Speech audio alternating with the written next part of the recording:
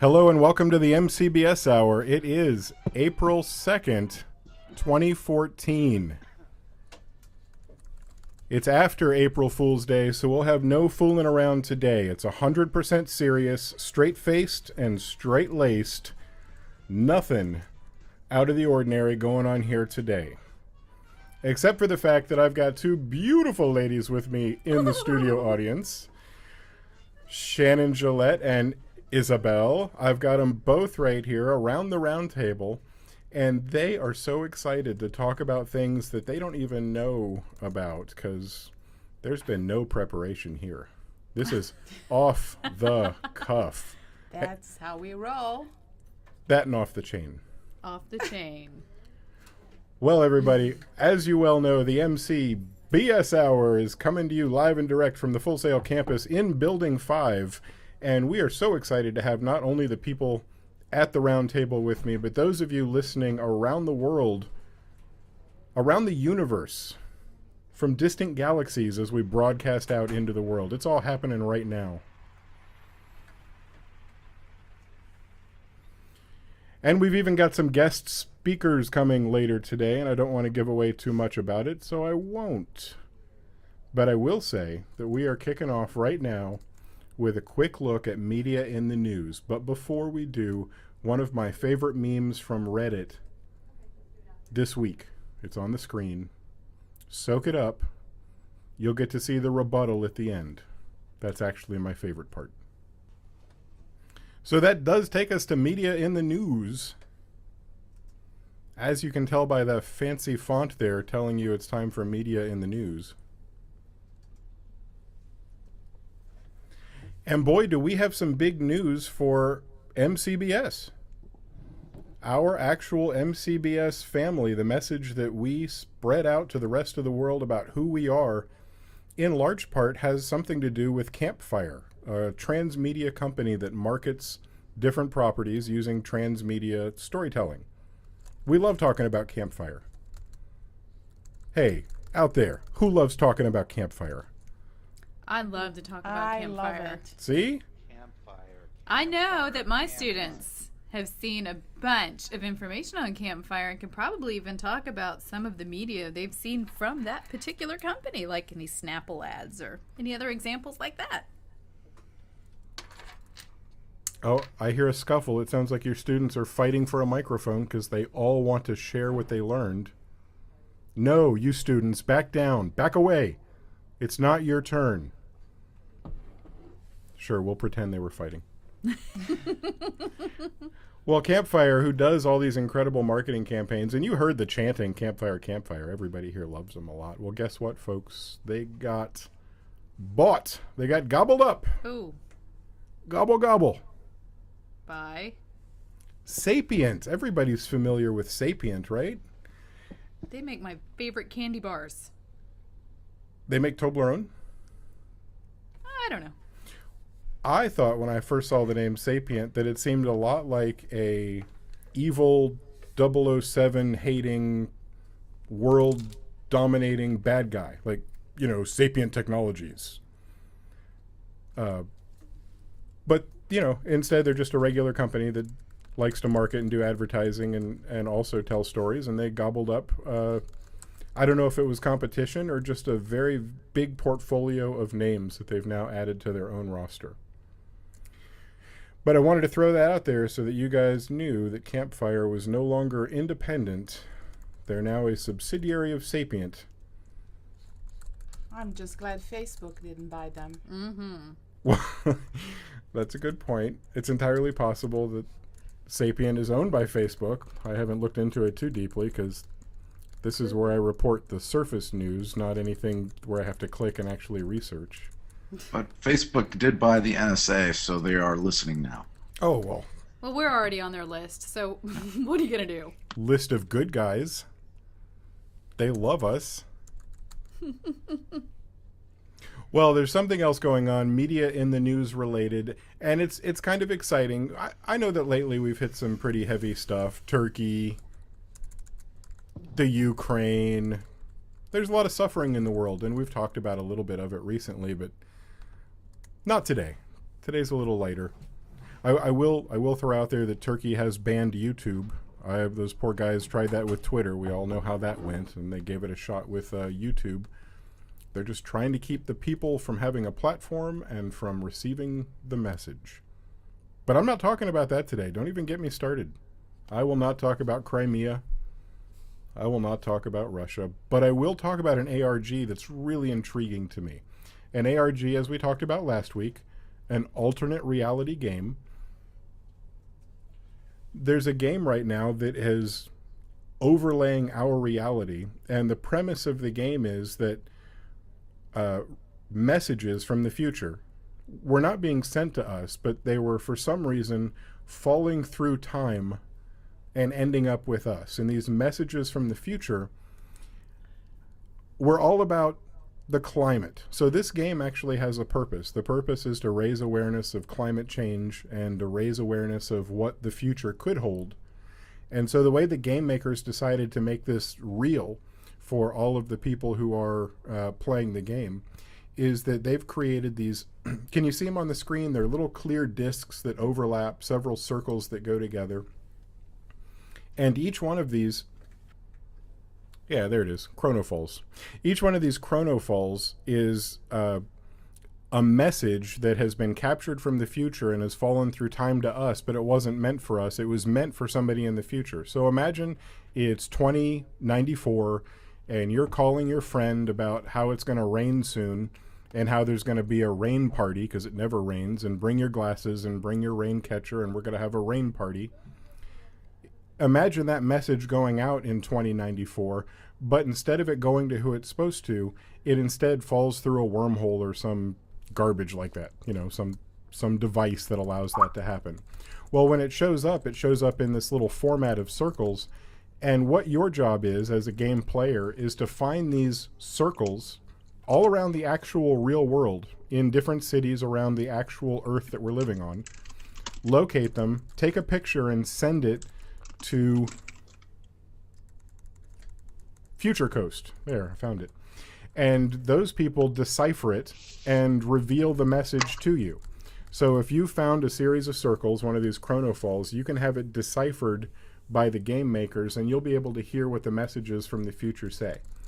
So that's one way that you can get involved in play. You can play the game if you find these circles and you get the messages uncoded. Another way that you can play is you can participate in creating these messages, because I don't want to spoil anybody's fun here, but there aren't really messages from the future falling through a wormhole in the form of circles that you have to locate. I'm sorry, it's true. But I had to say that just so you could know how fun it is to participate on the other side, because in this game you can also be one of the game makers. You can call a certain phone number and you can leave pretend messages from the future.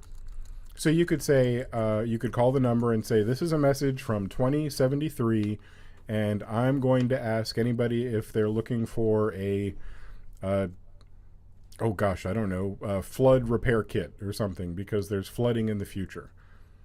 And then that will get used in the actual game. So it's a great way to get participants playing the game and also to get participants to help build the game. But what's the overall reason that the University of Philadelphia put the whole thing together? Well, it was because they wanted to raise awareness of climate change. And that's what they're doing. I love that. So they're using this as a way to bring, social issues to people's attention, a game. I love that. Yeah. And people love to play games. And even if this isn't your cup of tea and you don't care about the polar bears and the melting ice caps, you can still go help your friends do geocaching and use coordinates to locate these clues and solve those kind of problems. Is that geocaching like GEO, like geology, but the caching CASHING? CACH. Okay. Like a cache in your internet has a cache. That makes a little more sense. Yeah. Also, when pirates would bury their treasure, they would put it in a cache. Gotcha. And so this is caching with geo coordinates. But that's it for our pretty sparse media in the news, and it does launch us into something later after we get a question from somebody in the chat box. Yes, and actually it's just Clayson has just posted. It looks like the first Media Bonkers episode is completed and it's up. So if you guys can see the link there, you should probably copy and paste it and watch it, of course, after the radio show. But check it out. Super exciting. That is exciting. What channel is it on? Can Clayson YouTube. type in a YouTube channel? Is there a specific YouTube channel? Yeah, he It did. says He Media gave a link. Bonkers on it. Okay. He gave us a link, and congratulations to Media Bonkers for the first episode. And Clayson, why don't you go ahead and post that on the MCBS Facebook page so that everybody has access to the link. All right. There's going to be a little pause here that we're going to edit out later, but those of you that are here live will get to hear the exciting transition because we're going to start Kathy's Corner in just a second, and she's bringing in her guests for that right now. And so now we've got Kathy's Corner. Oh my gosh! Hey, guys. It is great to be with you again. And we have some special guests again. Like we did last week. We had a special guest from Spark last week. And this week we have two special guests with us who are here to talk about a really exciting music event here in Orlando called Smashington. So I'm going to, with no further ado, go ahead and introduce Dizzle Funk and Frodo Peens. I got those names right. That's awesome. Fredo. Sorry, I didn't get them right. It's okay. It was close enough. Fredo Beans. I knew that was going to happen. But anyway, they're good guys, and they're here to talk about their event.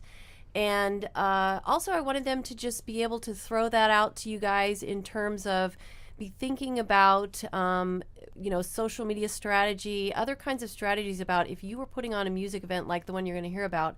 How would you get it out there? What would you do? And then on Friday this week, very exciting for the campus students, and maybe we'll find a way to bring in our online students as well, but they're going to be coming in person to talk with you guys and go a little further into the event, and you'll learn from the things that they've learned, and we can talk some more about strategy. But let's go ahead and first I'm going to introduce Dizzle. And Dizzle, tell us about where you went to school, what's your background? Hello, party people. My name is Dizzle. I'm an astronaut originally from Ohio, and I came down to Full Sail, I would say about 05. I was in the recording arts program, and then I went to the entertainment business bachelor's. And ever since then, I've been down here in Orlando, just working with the city, working with Fredo, making connections, and just growing a little bit. All right, and Fredo, tell us about your background. My name is Fredo Peens. I'm an Orlando native. I've been all around the United States working as an audio engineer. And about 3 years ago, I met up with this awesome astronaut. And we formed an awesome band called Family Gang. Called Family Gang. Through that, we have an event planning company, which Smashington evolved from. So that's what we're doing here today, is promoting our awesome event. All right, so tell us about Smashington. What's that all about? Well, Smashington, what it is a festival. But not only a festival, essentially what we're trying to do is create a real marketplace for local Orlando art and music, as far as visual art goes, and of course performance music and all genres. So last year we had Smashington. It was the first year we did it. We had 50 acts. We had a little over 600 people show up. So me and Dizzle decided to really make that a new thing for this year, and to program that a little, to make it more successful, we decided to add 60 acts this year. So, like I said, basically it is a regular festival, but the only difference is that each act has to sell 30 tickets, and with the included in the sale of the ticket is like a CD or a t-shirt. So when the people actually come to the event, they're not just coming to see the talent, they're actually leaving with a piece of content so that they can have an emotional connection to that artist. And then hopefully what we're trying to do is really create a thriving entertainment scene in Orlando through this festival. Hence creating consumer awareness, and that's how every industry starts, is with consumer awareness. So that's the difference between all the other local festivals and our festival, is that it's a real marketplace. Awesome. Thanks, Fredo. And Dizzle, what was the inspiration behind putting this event on? It was kind of something we wanted to do for a long time. Like Fredo said, we met and we used to throw a showcase called Soul the City down at 57 West. And it started out as an open mic and slowly developed into a, Variety show. Variety show. So we had bands, MCs, poets, and we kind of took that, and we were working with the artists, and we knew they were good, and they had the energy and they had the stride, but they just didn't know what to do with it. They didn't know what the next step was. And so Fredo and I, being a little bit further ahead in the game, having played different shows, having connected with these different owners and venues and people across the board, we decided to give these new artists a little support, like a platform to kind of be seen, be heard, and be known. And so instead of doing regular monthly shows or like weekly shows, we decided to throw a couple different festivals throughout the year, and Smashington being our first big one. So this is the second year we're doing it, like we said, and that's everybody involved. It's not just bands or MCs, but we're going to have live art. We're painting school buses. We have a graffiti wall. We have this fantastic man named Perigo who paints with his hair. So it's kind of like a whole culture shock, you know what I mean? Yeah. It's not just one thing. Right. So a lot of different art scene type stuff. Absolutely. And who among you does not want to paint a school bus? Tell me about that. Nobody doesn't want to paint a school bus. I'll be there for that, but then there's going to be all kinds of other great stuff going on as well. So tell us, I'm going to have you say this a couple more times, but where is it and when is it? What's the hours? Smashington 2014 happens May 10th. It's at the Discount Music Center off of John Young and I-4. The actual address is 3301 Gardenia Avenue. It's from the hours of 2 p.m. to about 11, 12 in the evening, early mornings.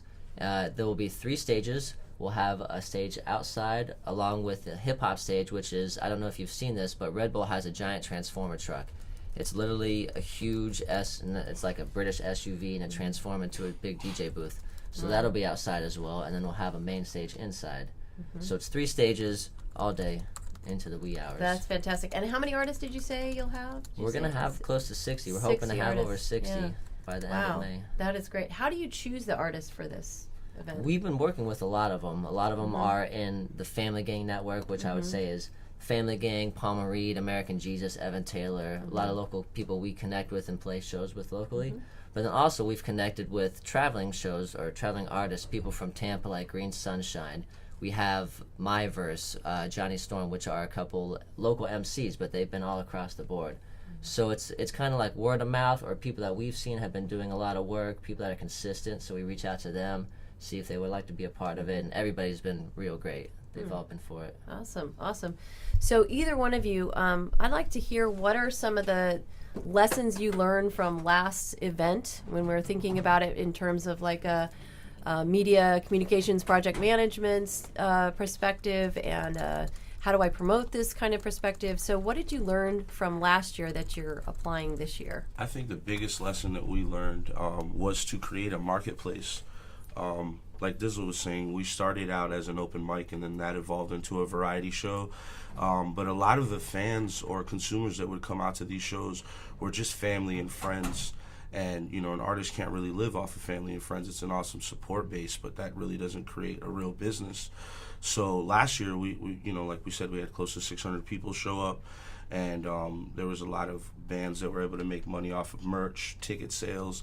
So there was a lot of revenue left over for artists, and to really take an event seriously, because when you play local shows, if you don't have more than 150 people showing up to your show, whatever's left over is going to go to the bar, to the door, and then of course expenses that bands have. So with knowing that, we've decided to basically partner up with artists. We don't just want them to sell tickets.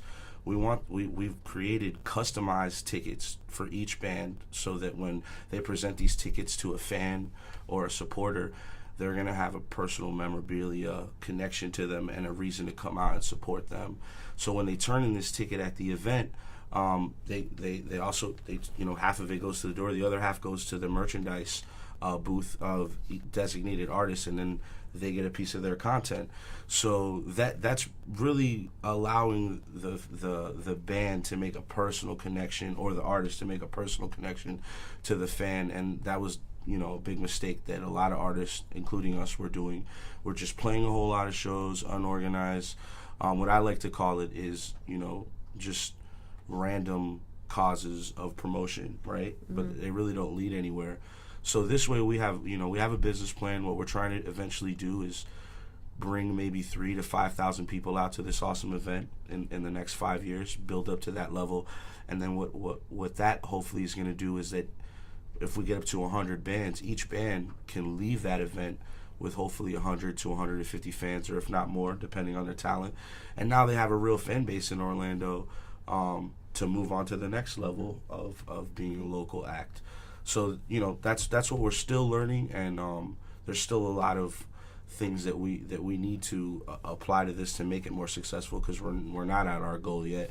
So I guess that's why we're here today too, to reach out to Full Sail, and we're always since Dizzle's a Full Sail grad, and I also went to a media school. I'm an audio engineer. We're always open to having people come on and help us with their ideas, or help us with our idea, bring their ideas to the table. Awesome. Yeah, I definitely wanted to get into that.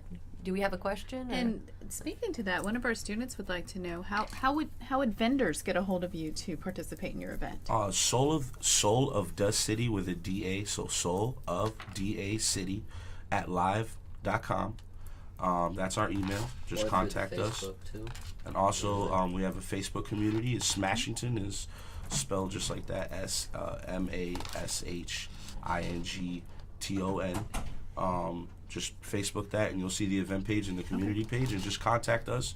Let us know that you want to be a vendor or sponsor, or if a student out there wants to help out and just be behind the scenes also, just email us and we'll get back to you the information that you need. Cool. Nice.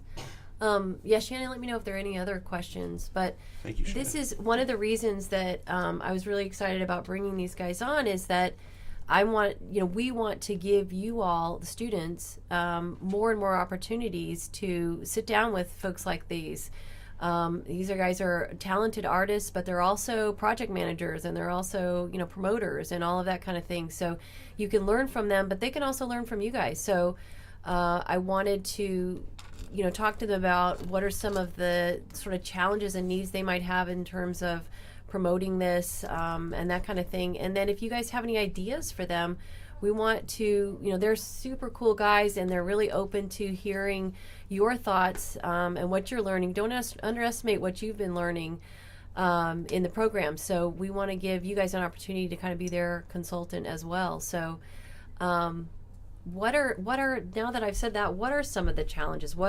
If you could wave a magic wand and have something problem solved in terms of getting people connected, or what are some of the issues or challenges you're having? It's all about having a solid team. If you have everybody in place to play their own part, say you have a promotion team, say you have a marketing team, it makes it easier for the artist to perform their art, because that's the problem Fredo and I have. We're musicians, MCs, DJs, it's our job to make music, but no one's going to go out and promote our music unless we do it. So half the battle is making the music, and half the battle is, sitting on the computer, making these connections, going where we need to go. So I think one of the most difficult part is, allotting a certain time to what you need to do. You know what I mean? You can't spend too much time doing one thing and too much time not doing the one thing. It's all about how you balance it out. And it's tough to do it by yourself. You can, but it's much better if you have like-minded individuals with the same goal.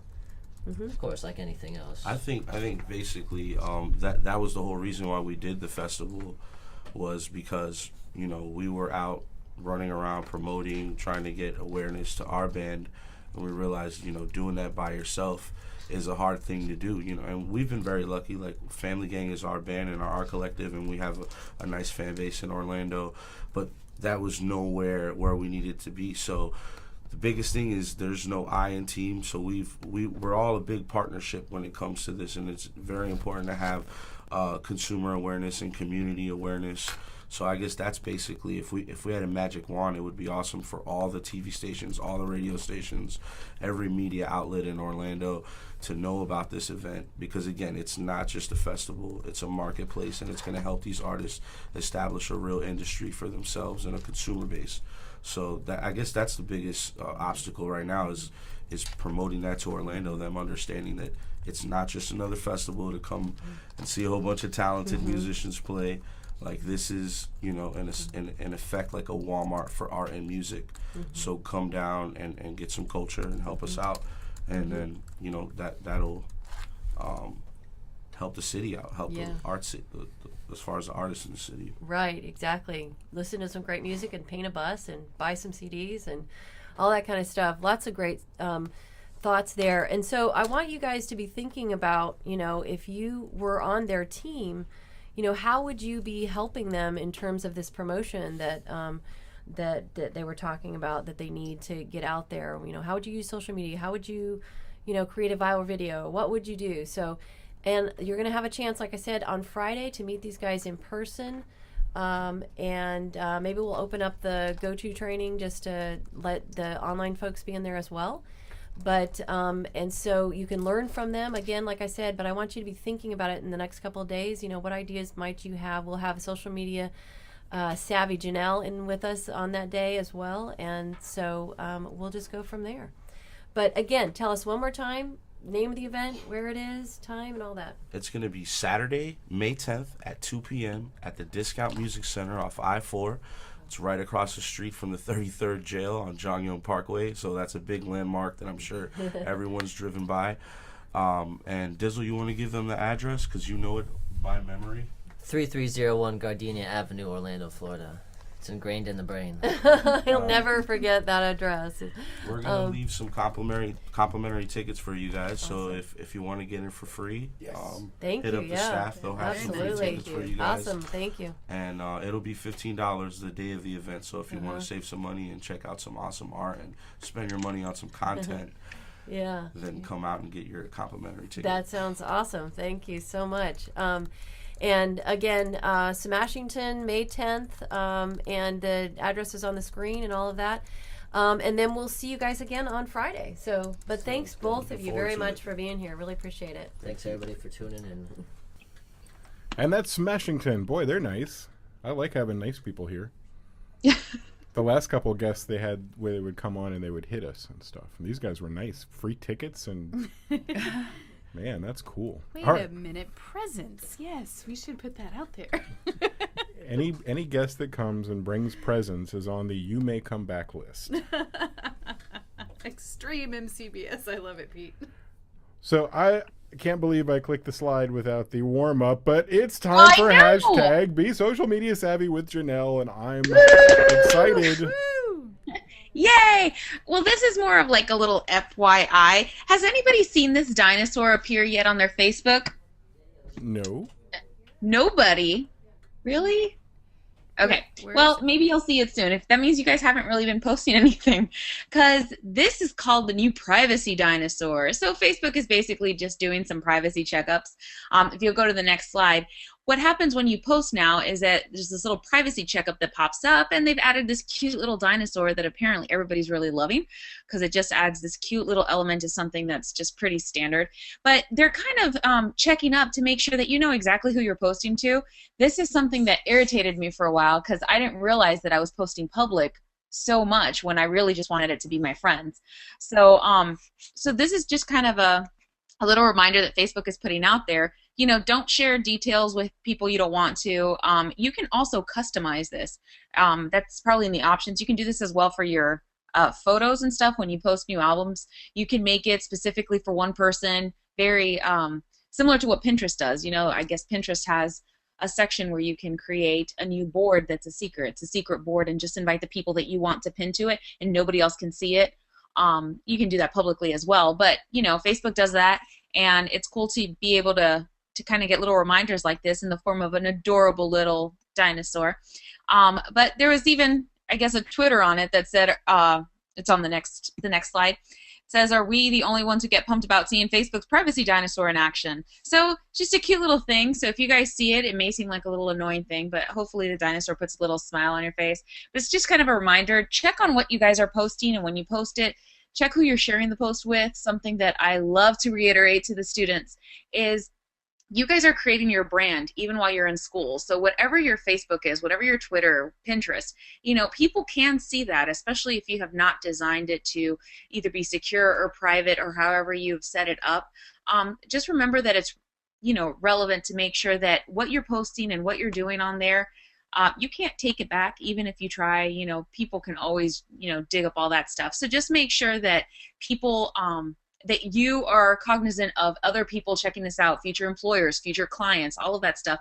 They definitely like to see who they are, quote, in bed with, as, in business terms. So, it's important for you guys to learn how to protect, and I love that Shannon said, and your in-laws, your future in-laws. So that's another great point. So this is just kind of like a little friendly reminder, and again, the dinosaur is a nice little tidbit, but do this in all your social media. Just careful what you post and who can see it. So keep that in the back of your mind. And I know it was short, sweet, and to the point, but that is the Be Social Media Savvy with Janelle segment for today. That's how you do it when you're savvy. You just throw it out there. You're like, boom. Boom, and I'm out. And out. Man, so hashtag Be Social Media Savvy with and like Janelle. Thank you very much, Janelle. You got it. And now we're going to kick it over to the Space Coast, area code 321 with Petron Episcopo. And Tool Time. Pete is like nailing his intro right now, but he's on mute and doesn't even know it. He sure is. He's like, boom! I have my... Was I unmuted? His, I do this. I use this. Can you guys hear me right now? Yeah. Oh, okay. Because I have this headset, and all I'm supposed to do is flip up the mic on it and then pull it down when I'm ready. But I guess that's not working. So hey, thanks for the heads up there, Jason, and thanks for unmuting me. Yeah, I was just saying we have a lot going on the Space Coast. I mean, we got SpaceX up there. Getting it done now on pad 39. So there's a whole bunch going on. And today, Tool Time is going to sit right in there with all of that progress. So, yeah, lots of great stuff today. And Tool Time Lady, I actually clipped part of the tool on Tool Time there. But Tool Time Lady, she's asking, she just sort of texted in this morning, Pete, what's going on with pages duplicating in the Pages panel? You can go ahead and flip ahead. This is a burning question right now, because if you haven't messed with the new what used to be called iWorks, there's a lot of things that were taken away, as Phyllis can actually attest to when they messed around with Final Cut. There were things that they left out in the new rewrite, and people just flipped out, and that sort of happened with some of iWorks. I was working the other day on something in Pages, and I opened up the little Pages panel where you can see each individual, page of your file, and I couldn't duplicate something simple as that. And then I went, Googled in, and everyone's complaining about it. They're going, what's going on? You're taking away functionality. So Apple has heard this, and they've heard it loud and clear, and there are a boatload of updates today that just came out this morning. So we are hot on the trail of those updates. So today we're going to talk about major Apple updates, and then a free app that I think all of our students and even our course directors are gonna love. So let's go ahead to the next slide. And here's what's going on with the updates, you guys. Finally, we have 18 updates in Pages, 20 updates in Keynote, 7 updates in Mavericks, which, wow, did we need those. What's new in Numbers? Well, there's 16 things that are new in Numbers, and there's 8 in Safari. I don't know about you guys, but my Safari has been choking and gagging and just slowing down, and a lot of stuff is attributed to, after we've done some extensive research here at the Tool Time Institute, it's been slowing down because a lot of things aren't keeping in pace with Mavericks. So Apple has really heard that message. The fact that there are, this many updates to each application, and even the operating system, and even Safari, and they're all released on the same day. By the way, here's a quick little trivia question, which we'll give you the answer to later. What great technology company was founded on April Fool's Day way back in the 70s? Okay, so yeah, you definitely want to, let's hit the next slide and we'll see how do we make sense out of all these updates. Well, it's really easy. I could go through a bunch of things that were updated, but all you have to know is that, yes, Tool Time Lady, are you saying I should update? Absolutely, yes. I did the updates this morning. They all function so well. And actually, I love there's new transitions in Keynote, woohoo, and lots of cool things. So, yeah, Donovan, you got it. Apple founded on April 1st in the, I can't remember what day in the 70s, but I think it was 76 maybe. And so there you go. Yeah, update, and really, there's tons of great stuff in there, guys. Look at the, go ahead and twirl down on the, where it shows you in the App Store when it's updating. It shows you all the changes to each program. And you really want to, take a look at some of those, because there's some really, really slick and worthwhile updates to these apps. So go get that today. That's a big one. Go update away. And then, of course, our freebie of the week, Sweet Picks. I like this one. This is a free app, and I'll tell you, this one is pretty interesting. Take a look at the interface there on the left, and you'll see that you can create this new note, but you can add recording to it, and you can add a location to it. So let's say that you saw this really cool building and it was a great design. You want to mark the location, take a picture of it, and maybe record some ambient noise around it to put yourself in the photo. And then just put a custom date on it. Otherwise, it'll just automatically give you the date. Or let's say you take a photo and make a quick recording of a product that you saw on sale somewhere, and it marks the location, and then you could put the dollar amount down and then tag it. So this is a really cool free app, and I'm just going to tell you, it does a lot more than just that on the interface. The way you can share these notes and just work in sort of a social media environment with them, with Facebook and Twitter and everything, they've got this app going on. So let's flip to the next screen. I think I have a couple more interfaces on here. Yeah, so as you're recording and getting all that stuff done, yeah, you've got like, look at the way it lays out. You can actually set up sort of folders or lists of home equipment, and I relate to that home equipment one, by the way, because every time I'm at the Home Depot, I always forget what size the air conditioner filter is. I don't know, I forget that size, so now I can just take a picture of it and put my the size of it in there, and that's it. So Sweet Picks, think about MCBS students, how you could use this.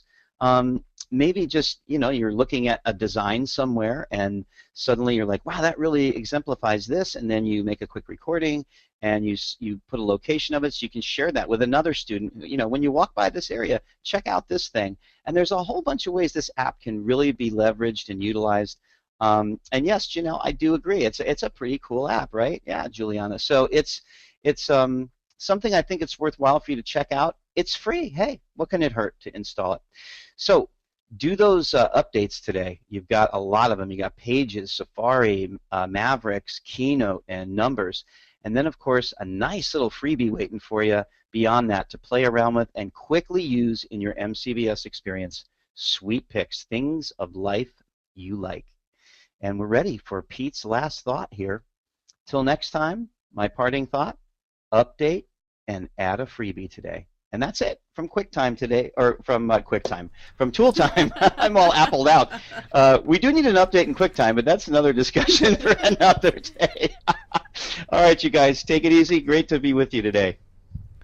Pete, that is such good news, and I can't thank you so much for that. I was cursing Keynote up and down trying to put the slides together. My trackpad is how I resize and move images around, and it took that functionality away. The only way you could resize is by grabbing the perimeter. And Jason. Yeah. So much complaining.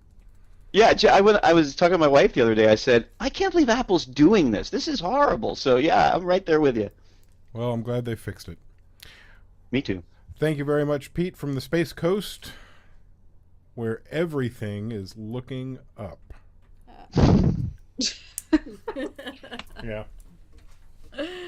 Well, that does do it for an incredible day.